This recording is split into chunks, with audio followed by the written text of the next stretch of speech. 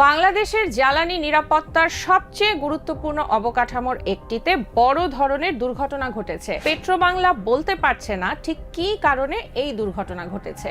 এর ফলে জাতীয় গ্রিডে প্রতিদিন প্রায় 450 থেকে 500 মিলিয়ন ঘনফুট গ্যাস সরবরাহ কমে গেছে।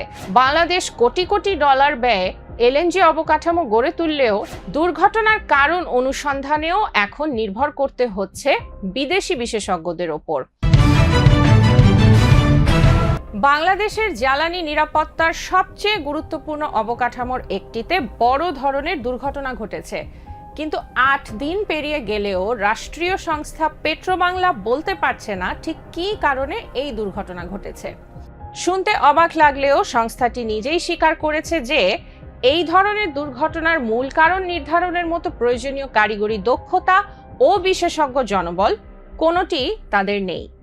21 জুলাই মহেশখালীর ভাসমান এলএনজি টার্মিনালে একটি এলএনজি ট্যাঙ্কার থেকে শিপ টু শিপ গ্যাস স্থানান্তরের সময় আগুন লাগে, সঙ্গে সঙ্গে টার্মিনাল বন্ধ করে দেওয়া হয়।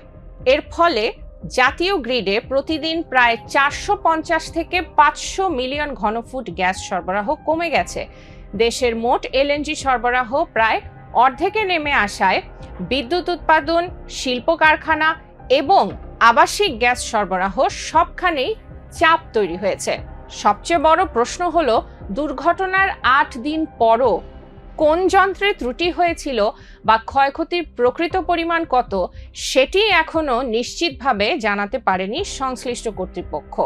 পেট্রোবাংলার অপারেশনস পরিচালক রফিকুল ইসলাম বলেছেন, নিজেদের সক্ষমতায় এই দুর্ঘটনার কারণ নির্ধারণের মতো কারিগরি দক্ষতা তাদের নেই। তাই শুধু মেরামত নয়, দুর্ঘটনার কারণ অনুসন্ধানেও এখন নির্ভর করতে হচ্ছে বিদেশি বিশেষজ্ঞদের ওপর। যুক্তরাজ্য, রোমানিয়া ও সিঙ্গাপুর থেকে প্রকৌশলীরা মহেশখালীতে কাজ করছেন। দ্রুত টার্মিনাল সচল করতে জরুরি যন্ত্রাংশ উড়োজাহাজে এনে মেরামত চলছে। অন্যদিকে কারিগরি তদন্তের নেতৃত্ব দিচ্ছে না পেট্রোবাংলা। সেই দায়িত্ব দেওয়া হয়েছে জ্বালানি মন্ত্রণালয় দ্বারা গঠিত একটি কমিটিকে। তবে তদন্তের কার্যপরিধি, পদ্ধতি কিংবা প্রতিবেদন প্রকাশের সময়সূচি কোনোটি এখনো জানানো হয়নি। জ্বালানি বিশেষজ্ঞদের মতে, এই দুর্ঘটনার প্রকৃত কারণ খুঁজে বের করা শুধু একটি টার্মিনাল সচল করার বিষয় নয়, ভবিষ্যতে দেশের অন্য এলএনজি অবকাঠামোকে একই ধরনের ঝুঁকি থেকে রক্ষা করতেও এটি অত্যন্ত গুরুত্বপূর্ণ। এই ঘটনা শুধু গ্যাস সরবরাহের সাময়িক সংকট নয়, আরও বড় একটি বাস্তবতা সামনে এনেছে।